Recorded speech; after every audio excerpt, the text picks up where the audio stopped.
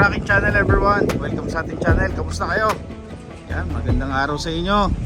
Happy tracking sa mga driver, sa mga viewers natin dyan, sa mga bagong viewers, sa mga bagong subscribers. Maraming salamat sa panonood nyo ulit sa ating channel na. Maraming salamat talaga, na-appreciate yung mga ina-upload natin. At huwag kayo maglalagay, bibigyan natin yung mga request nyo. So ngayon guys, yun, meron nag-request nga sa atin, di ba, yung mga 6WF1 na inline, na wing band, at iba naghahanap din ng mga drop side. So isa to sa mga napipili ko guys na pinupuntahan pagdating sa inline, dahil alam nyo kasi guys, ang inline kasi napakadalang dumating. At iba mahal magpresyo, merong iba same na ng presyo pero mas maganda yung quality. So pagdating kasi sa inline, no, etong dealer na pinuntahan ko hindi na uubusan ng inline. Dito sa harap wala siyang inline dito. Meron dito, pero pasukin pa natin kasi dito wala daw siya dito sa harap. Nakaya ng pinagbago dito sa loob ayapan niya, dahil noon napaka-konti lang din yung dumadating sa kanya. Pero ngayon halos yung mga unit installed. Ayan o.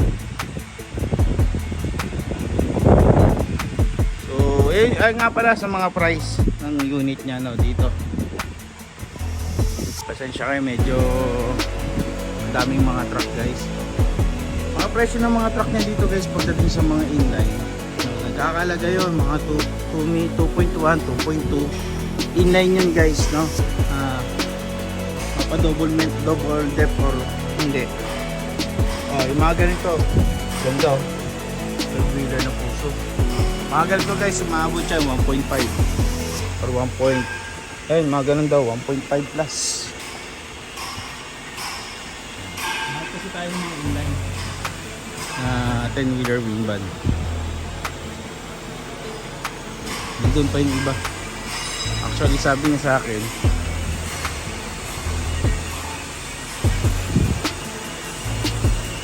ito gaya yan, 6WF1 ay CRDI pala yan. Ito tayo dito.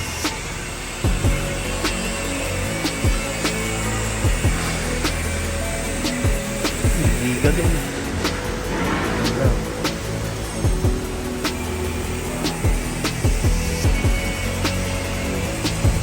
Ogi, oh. Grabe naman. Bang unit to. Semi new face. Naku, grabe. Maklase yung mga unit yan dito. Puro sold unit guys. Yung mga yarda na laging sold ang mga unit kamo. Bakit ba?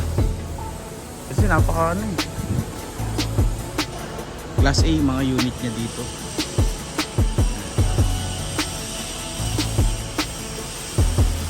Hindi tinipid. Hindi tinipid sa materyales. Ito, conversion area tayo. Mga stopping ko. CRDI.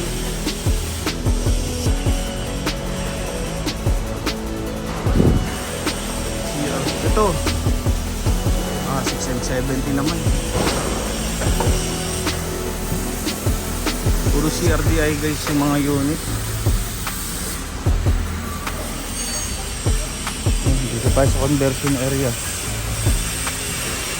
F1.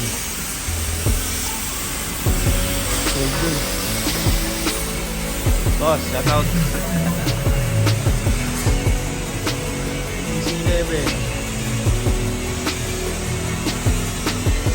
Lahat ang ito 12-wheeler inline.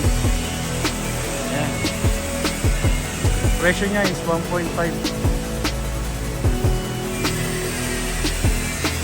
SM70 10-wheeler sold. Grabe, puro yung mga unit dito, puro sold. Oh, guys, no? Sold na rin agad. Wala nang matitira. Ay, ito maganda. Itong inline. Ganda ng inline na nasod. Tapos na yung conversion. Yan na yung ginagawa ni boss. Mga pundido. Hindi ka lang boss. Mga pundido.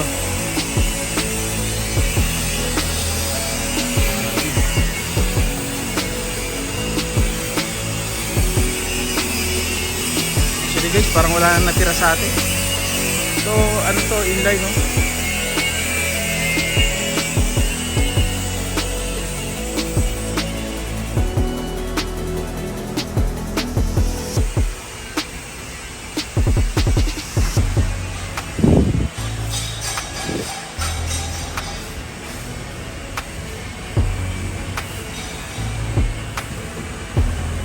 Halos wala na. Pull out. So ayun lang guys. Stay tuned lang sa ating channel. Maraming salamat. Happy Trucking Channel everyone. Thank you. Bye bye and God bless.